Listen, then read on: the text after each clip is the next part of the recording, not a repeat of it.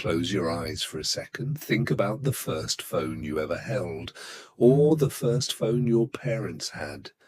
Chances are it had a small screen, a rubber keypad, and a battery that somehow never died. This is Nokia. They built the most powerful phone company on Earth, then watched it collapse in less than a decade. This is not a story about technology. This is a story about arrogance, fear, and the most expensive mistake in corporate history. This is Nokia, 1865, Finland. A young engineer named Frederick Idestam builds a paper mill beside a river. Nobody cares. Nobody is watching. But that river had a name, Nokia. And that name would one day be worth $250 billion. For decades, Nokia made paper, then rubber, then cables. Boring, slow, completely unremarkable. But inside this company, something dangerous was growing: ambition. In 1979, Nokia made its first move into telecommunications, a paper mill, becoming a phone company. Nobody believed it. Nobody took them seriously. That was their first mistake. The 1980s. Mobile phones were the size of bricks. They were expensive, heavy. Only the rich had them. Nokia saw an opportunity nobody else could see, a phone in every pocket of every person on Earth. 1987. Nokia releases its first real mobile phone. 800 grams, costs a fortune, but it works.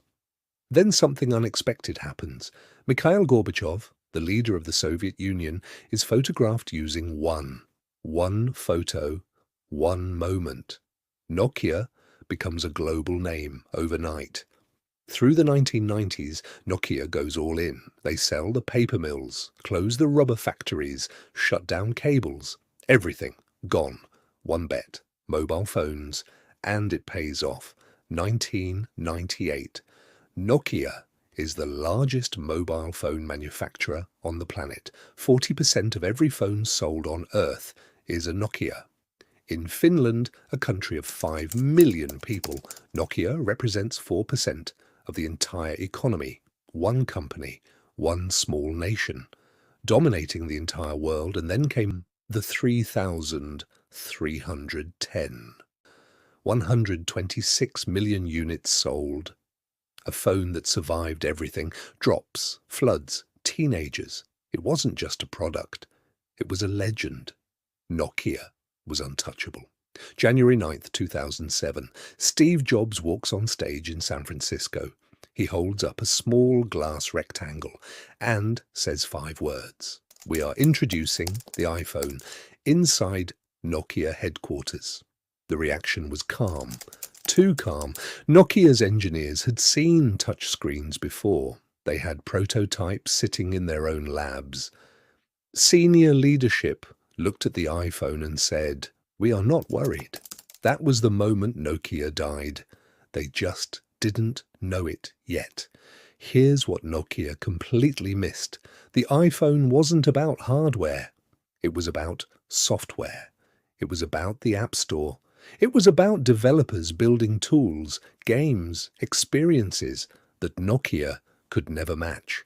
Nokia's operating system was called Symbian. It was old, rigid, painful to develop on.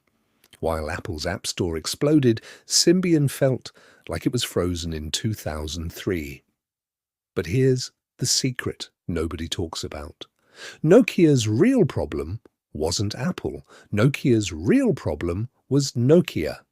Inside the company, there was a culture of fear.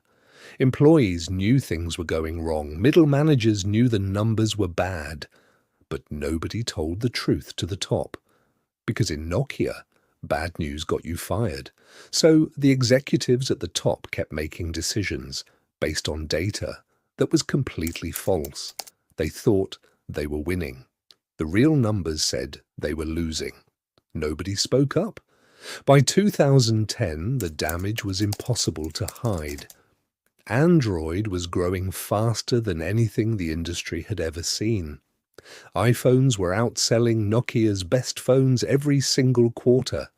Nokia's stock had lost 90% of its value, so Nokia made one final, desperate move.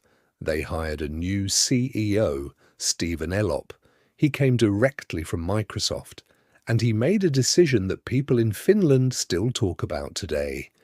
Instead of switching to Android, free, powerful, already dominant, Elop chose Windows Phone, a platform with almost no apps, almost no developers, almost no future. Nokia's Lumia phones launched. The reviews were okay, the sales were not. Android and iOS carved up the entire market between them. Nokia was left with nothing. September 3rd, 2013, the announcement. Microsoft is buying Nokia's phone division for $7.2 billion. A company once worth $250 billion, selling its most famous division for $7 billion. That is not a sale. That is a surrender. In the meeting where employees were told, people cried. Engineers who had given decades of their lives cried openly. The executive delivering the news said something that stayed with everyone. We didn't do anything wrong, but somehow we lost. Stephen Elop walked out of Nokia and walked directly into a senior role at Microsoft. In Finland, people still call him something. A Trojan horse, but here is what everyone missed. Nokia was not dead. While the world wrote their obituary, Nokia was rebuilding quietly, strategically, dangerously. They shifted focus to something invisible.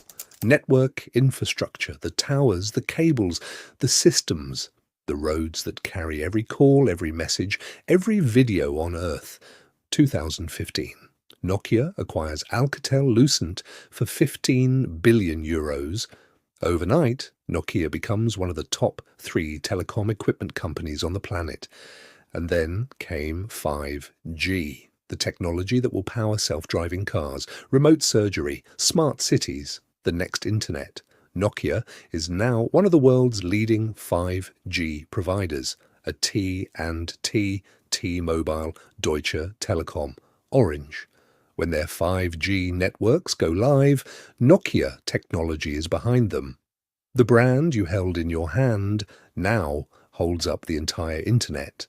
So what actually killed Nokia? Not Apple, not Android, not Microsoft. Nokia was killed by arrogance, by a culture where nobody could speak the truth, by leaders who confused past success with future security. The greatest companies don't fall because of competition. They fall because they stop being honest with themselves. Nokia began as a paper mill, became the world's most powerful phone brand, lost everything in less than a decade, then quietly rebuilt itself into something the world depends on every single day. That phone famous for surviving being dropped from a building, somehow survived being dropped by the entire world. Nokia, still here, still building, just building something you can't see.